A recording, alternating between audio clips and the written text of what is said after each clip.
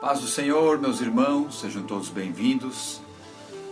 Bem-vindo a esse subsídio teológico que nós estamos aqui comentando a lição da editora Kalel, Todos por um Pleno Avivamento. E hoje vamos comentar a lição número 10, Avivamento e Santidade. Meu Deus, né? Hoje não vai ser fácil, né? Vai ser bênção de Deus, né? O texto-chave da lição número 10 se encontra em Hebreus capítulo 12, versículo 14. Esforcem-se para viver em paz com todos e para serem santos. Sem santidade ninguém verá o Senhor. A tradução João Ferreira de Almeida diz assim: segui a paz com todos e a santificação, sem ao qual ninguém verá o Senhor.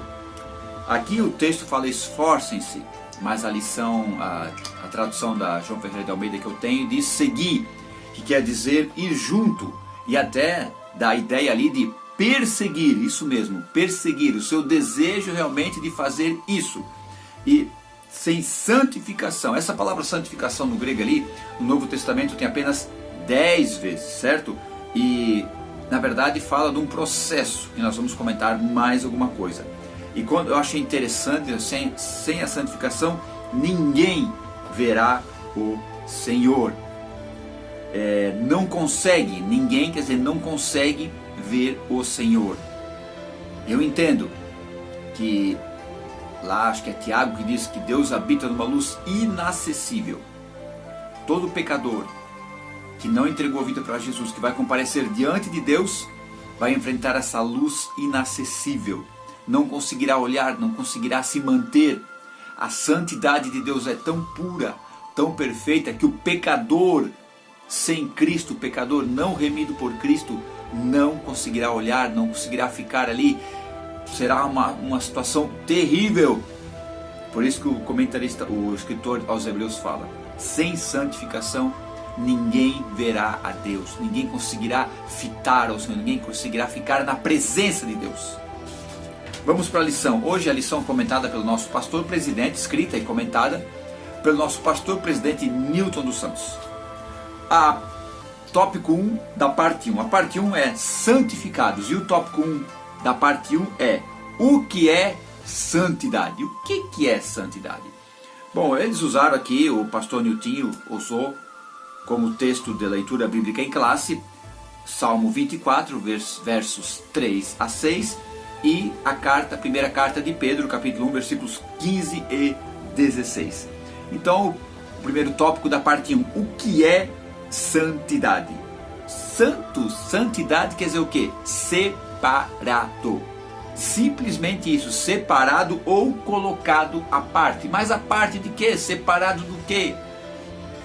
No Velho Testamento, no tabernáculo, quando Deus ordenou Moisés construir o tabernáculo, todos os objetos e as pessoas ali, os sacerdotes que eram santificados para Deus, eram separados para Deus, para aquela liturgia. Os objetos, as pessoas para aquele culto ali a Jeová, ali no tabernáculo, posteriormente no templo, ok? Todos eles foram santificados, separados para Deus. Então, a palavra santificação quer dizer separado para Deus. E a parte 2 do tópico 1 é: só existe um tipo de igreja santificada, um tipo de igreja separada. E o pastor Newton aqui, coloca de uma maneira muito boa que a santificação não é uma placa de igreja, não é uma denominação. A santificação é da igreja de Cristo. Igreja é uma só, a igreja de Cristo. Placas, denominações, ministérios, instituições religiosas são muitas. Não tiro o mérito delas, não tiro a importância delas. Elas são importantes para a organização do culto, para a organização da membresia. Elas são muito importantes. Só que elas não são essenciais, certo? Como assim? São importantes, mas não são essenciais. Porque o dia que Cristo voltar e buscar a igreja de Cristo, não buscar a placa A ou a placa B, as instituições religiosas vão ficar todas. Não importa quantos milagres essa instituição aconteçam ali, quantas curas, quanta salvação de almas, quantos movimentos carismáticos ou pentecostais aconteçam ali, independente do que aconteça nesta denominação, nesta instituição, o dia que Cristo buscar a sua igreja, a igreja dele, a noiva dele, toda a instituição religiosa vai permanecer aqui. E na parte 3 do tópico 1, o pastor Niltinho colocou tipo de santidade. E ele coloca aqui 2 tipos de santidade: a santidade posicional e a santidade progressiva. Santidade posicional é aquela santidade quando você entende que é um pecador, que não tem condições nenhuma de ser justificado, perdoado, inocentado diante de Deus. Aí você entende o Evangelho. Você entende o que é o Evangelho. A palavra Evangelho quer dizer boa nova, boa notícia. Que notícia é essa? Que você não tem nenhuma condição de chegar diante de Deus para ser inocentado, somente pelo sangue de Jesus. Quando você entende que Ele morreu por ti, para te salvar, para te inocentar perante Deus, quando você entende isso, você tem uma posição, você se torna separado para Ele, você se torna santificado para Ele, você está separado para Ele. E a segunda santificação é a progressiva. Você entendeu que Cristo é o teu Salvador, você tomou uma posição de ser santificado e você começa a viver, a buscar cada dia mais a santificação, a separação. Entenda o seguinte: ninguém consegue a perfeição aqui nesta terra, mas o nosso desejo, a nossa busca é buscar ser santificado, cada vez mais separado para Deus. Por isso que você nunca vai conseguir isso sozinho. Tudo isso é obra do maravilhoso Espírito Santo. Quando você assume a santidade posicional, é o Espírito Santo que te convenceu do pecado, da justiça e do juízo. E quando você tem a santificação progressiva, é o Espírito Santo que vai te convencendo do que pode, o que não pode, o que deve, o que não deve. Tá entendendo? Porque o ser humano sozinho, ele não consegue. Temos lá em Gálatas 5:22, o fruto do Espírito. O Espírito ali com letra maiúscula, certo? Então é o fruto do Espírito Santo. O que é o fruto? Ele gera em você. Qual é o fruto do Espírito Santo? Paz, amor, longanimidade, benignidade, mansidão, fidelidade, domínio próprio. Tá entendendo? Então tudo isso é o que o Espírito Santo produz em você. Você pode até tomar uma decisão: eu vou ser melhor, vou ser mais bonzinho, vou ser mais legal, vou ser mais querido, vou ser mais calmo, vou me dominar. Você pode até tomar essa decisão. Durante um tempo você consegue, mas é só um tempo. Tá entendendo? Porque você está usando a sua força carnal. É só um tempo, você não vai conseguir manter.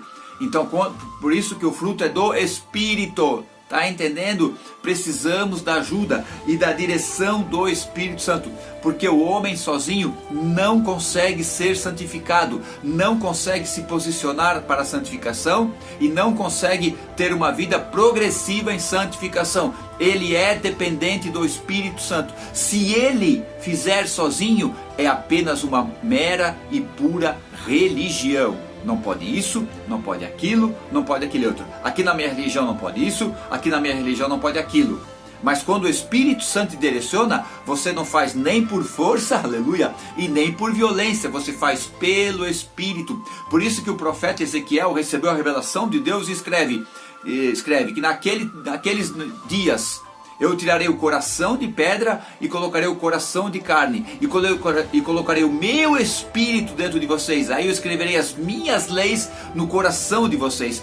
Deus estava dizendo para Ezequiel que não haveria mais as tábuas da lei de pedra para escrever uma lei para você ser obrigado a cumprir. Agora a lei escrita no coração do ser humano, e ele cumpre essa lei porque ele quer, porque ele tem desejo, porque ele tem prazer. Tudo isso é obra maravilhosa de Cristo no Calvário, onde o Espírito Santo continua essa obra aqui em nós. Glória a Deus, aleluia. Parte 2 da lição: caminhos para o avivamento santificado. parte 1 do tópico 2, confissão de pecados. E o pastor Nilton usa aqui o exemplo de profeta Isaías, que quando chegou diante do trono de Deus, da luz inacessível, ele reconheceu as suas falhas, ele viu as suas falhas. Gente, quanto mais perto você estiver da luz, mais você vai ver as manchas.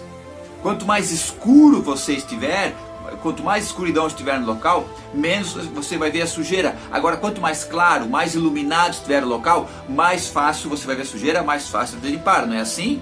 Então, quanto mais perto nós chegamos da luz de Cristo, na luz inacessível, mais nós vamos ver a imundícia, a sujeira que está nas nossas vidas. Tá entendendo? O sangue não é o sangue, por isso que o sangue nos purifica de todo pecado. Tá entendendo? Então, Isaías, quando viu a glória de Deus, ele disse: ai de mim, que vou perecendo, porque sou um homem impuro, sou um homem de lábios impuros e habito no meio de um povo de impuros lábios. Essa palavra impuro quer dizer contaminado, poluído. Amém? Então, aí ele usa aqui o exemplo também de Josué exortou o povo a ter as maravilhas de Deus e para se santificar. E Moisés também foi a mesma coisa. Êxodo capítulo 19, versículos 10 e 11. Acompanhe comigo. Êxodo capítulo 19, versículos 10 e 11. Olha só que legal. Disse também o Senhor a Moisés: vai ao povo e santifica-os hoje e amanhã, e lavem eles as suas roupas, estejam prontos para o terceiro dia, porquanto no terceiro dia o Senhor descerá diante dos olhos de todo o povo sobre o monte Sinai. Tá entendendo? Então, a santificação é um processo para nós se encontrarmos com Deus. Nós somos separados para Deus, estamos num processo de santificação para vivermos para Ele e se encontrarmos com Ele. Ok? Parte 2 do tópico 2. Compromisso com o avivamento e a santidade. Aí o pastor Nilton coloca que um dos maiores impedimentos para o reavivamento cristão é a falta de responsabilidade diante de Deus. E ele usa um termo aqui, dizendo que o povo está perdendo o temor de Deus. O que é temor? Temor é medo ou temor é respeito? Podemos entender que é medo, mas se você está diante de Deus e você não está o respeitando, você vai ter o temor do medo. Mas você está diante de Deus e você tem o temor do respeito, é diferente. Você viveria dentro de uma casa de uma pessoa que você tem medo de viver com ela? Jamais. Por isso que nós entendemos que o temor é respeito, mas quando perdemos o respeito por Deus, consequentemente o medo vem. Porque nós vamos se apresentar diante de Deus, vamos chegar diante de Deus. Então o compromisso com a santidade vai trazer o quê? O temor, o respeito a Deus. Tá entendendo? Eu amava o meu pai, ok? Meu pai me dava uma surrinha de vez em quando, mas eu amava ele. Mas eu o amava e o respeitava. O obedecia porque às vezes dava um pouco de medo, claro, a gente é criança, né? Mas o obedecia porque eu tinha temor dele, tinha respeito pelo meu pai. Tá entendendo? Parte 3, tópico 3 da parte 3 do tópico 2. Santidade, prática para impactar o mundo. Então o pastor Nilton diz aqui que por melhor que seja um governante, por melhor que seja um líder, ele não pode trazer para o povo uma solução que realmente vai tirar o povo da necessidade espiritual que ele precisa. Um líder, governante, um político, eles têm a sua função, elas são importantes, só que para o povo, a nação que vive neste planeta, que vive uma miséria espiritual, vive na busca por Deus, a santificação é o processo que vai nos ajudar a estarmos melhor diante de Deus. Tá entendendo? O avivamento, a santificação, ela é um passo para o avivamento. Por quê? Porque você se separa para isso. Tá entendendo? Você quer mais de Deus, você vai ter que se santificar. Então a santificação é um processo para nós termos mais de Deus. Então o avivamento, ele começa com a busca à santificação. a você ser separado para Deus. Ok? Então é um processo maravilhoso. E ela começa onde? No coração. A palavra diz que em Efésios que Deus faz o efetuar e o agir. Na verdade ele coloca no coração do ser humano. E o ser humano toma a iniciativa de buscar a face de Deus, de ser mais santo. Tá entendendo? Então, uma nação, quando tem uma igreja, um povo de Deus que realmente santifica, aquele lugar é diferente. Se aquela denominação, aquela instituição, não é uma instituição que se santifica mais, que perdeu o temor de Deus, que não se separa mais, a situação daquela nação vai ser terrível. Terrível. Ok? Parte 3. Tópico 1 da parte 3. A parte 3 diz: santidade, a estrada do avivamento. Então, como nós falamos, através da santificação vem a busca do avivamento. Por quê? Porque eu quero mais de Deus. Então eu quero me santificar para ter mais de Deus. Então, consequentemente, o avivamento vai vir. O avivamento na Rua Azusa não começou na Rua Azusa. Começou na Rua Boni Brai. Foram homens e mulheres, algum grupo, não sei se não dava, no máximo 10, eu acho. Não tenho certeza, mas um grupo, pequeno grupo, que começou a buscar o Senhor, que se separou para buscar o Senhor.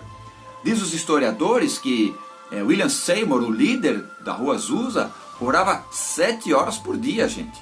Claro, ele estava desempregado, né? Estava passando um momento difícil financeiramente, tinha tempo para isso, mas não é porque ele orava 7 horas, era o desejo dele. Não é se trancar no quarto todo dia, orar 8, 9, 10 horas. Era o desejo dele de querer algo. Ele estava se separando, ele estava tendo intimidade, se separando para Deus, para realmente haver algo maior. Então, realmente, o reavivamento pessoal começa com a busca de Deus. Começa com o desejo de Deus. Então você se separa para buscar avivamento, porque você quer mais de Deus. Às vezes as pessoas não estão pensando no avivamento, estão pensando em ter mais de Deus. Por que às vezes tem pessoas, eu não acho muito, eu não gosto de criticar. Eu tenho a congregação onde eu congrego, sou ali, ajudo na obra do Senhor ali, sirvo ao Senhor ali na congregação Betel, setor 6, Assembleia de Deus Missão em Blumenau. Estou ali fazendo a obra, estou ali ajudando o meu pastor Vilmar Corby, ok? Mas às vezes tem pessoas que não vêm no culto e foram num outro lugar porque tinham uma pessoa muito usada por Deus para estar ministrando a palavra naquele lugar. Aí algumas pessoas, uma pessoa ou outra, não algumas, um ou outro comenta: sim, o mesmo Deus que opera lá não opera aqui, por que tem que ir para lá? Gente, não vamos falar isso. Se a pessoa foi lá, em primeiro lugar, eu tenho que pensar, poxa, o que eu estou alimentando essa pessoa? O que eu estou alimentando ela para ela ir buscar em outro lugar? Tem que olhar para mim, em primeiro lugar. Segundo lugar, poxa, que legal, ela está buscando a Deus. Ela está querendo algo mais de Deus. Eu não estou dando o que ela precisa, tudo bem. Pode estar indo em frente doutrina, mas está indo. Está indo, mas ela tem que ser ensinada. Mas ela está indo. Tá ok? Ela está buscando algo, ela quer mais de Deus. Ela está indo porque ela quer mais de Deus. Então, em primeiro lugar, eu tenho que olhar para mim, ver por que essa pessoa foi para lá, o que eu estou alimentando ela. Segundo lugar, que bom que ela foi porque ela está querendo algo a mais de Deus. Aí eu tenho que trazer ela para mim e ver realmente o que ela quer com Deus. Qual é a chamada dela? Tá entendendo?